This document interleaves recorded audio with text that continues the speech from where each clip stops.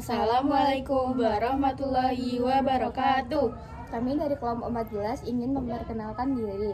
Perkenalkan, nama saya Alia Dewina Anindya. Saya Zahra Gabriawati. Sekian, selamat menonton.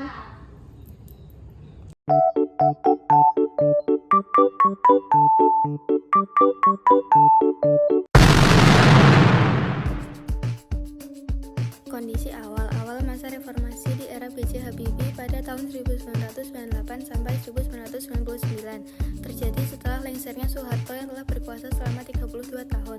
Kondisi awal pemerintahan Habibie penuh tantangan karena Indonesia sedang mengalami krisis multidimensi. Kondisi akhir masa pemerintahannya, Habibie mulai melakukan reformasi seperti membebaskan pers, menghapus duit fungsi ABRI, dan membuka otonomi daerah. Namun, masa pemerintahannya berakhir setelah MPR menolak laporan pertanggungjawabannya pada tahun 1999 dan posisi presiden dilanjutkan oleh Abdurrahman Wahid. Pada masa B.J. Habibie menjadi presiden pertama setelah Soeharto, fokus pada reformasi politik dan ekonomi, berupa memperbaiki infrastruktur atau fasilitas yang rusak karena demo reformasi dan memperbaiki ekonomi dengan cara menstabilkan harga bahan pokok.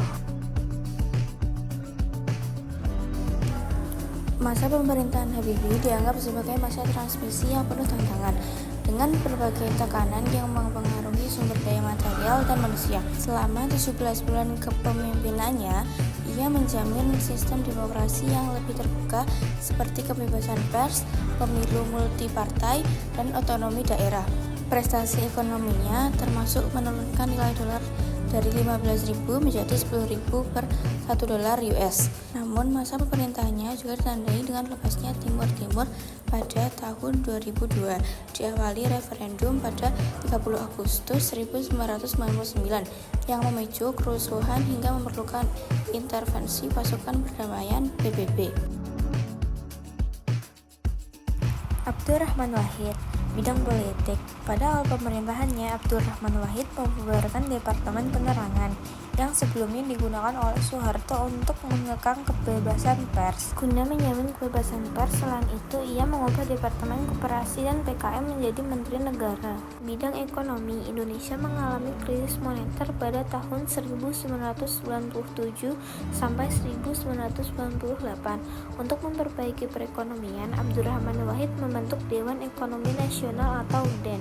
Kebijakan ekonomi saat itu berhasil menstabilkan kondisi ekonomi dengan nilai tukar rupiah sekitar 6.700 dan IHSG mencapai 700.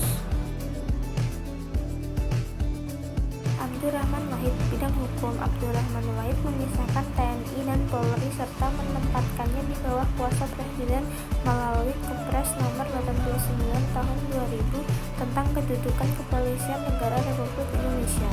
Bidang sosial budaya, Abdurrahman Wahid dikenal sebagai presiden yang mengutamakan pendekatan budaya dalam mengatasi disintegrasi dan konflik antar agama. Ia menerbitkan kebijakan seperti Kepres nomor 6 tahun 2000 tentang pemulihan hak sipil penganut agama dan Konghucu menetapkan Imlek sebagai hari libur nasional. Megawati Soekarno, terhitung mulai tanggal 23 Juli 2001.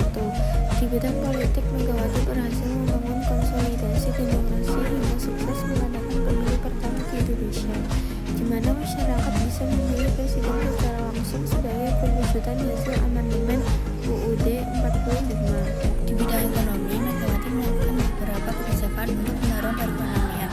Dua kebijakan yang dikenal pada masa ini adalah privatisasi BUMN dan pelokasian utang luar negeri untuk efektivitas pembangunan. Susilo Bambang Yudhoyono, Indonesia memiliki peran penting dalam hubungan internasional, aktif di forum seperti APEC dan Global Climate Change.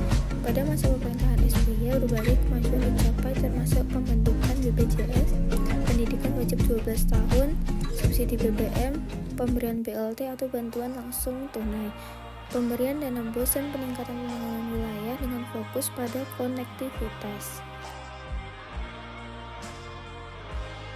Presiden Joko Widodo atau Jokowi mulai menjabat pada 20 Oktober 2014 dengan fokus pada pembangunan infrastruktur dan sumber daya manusia melalui reformasi birokrasi. Pemerintah meningkatkan anggaran infrastruktur untuk membangun jalan, rel kereta, bendungan, fasilitas publik, bandara, pelabuhan, dan lainnya.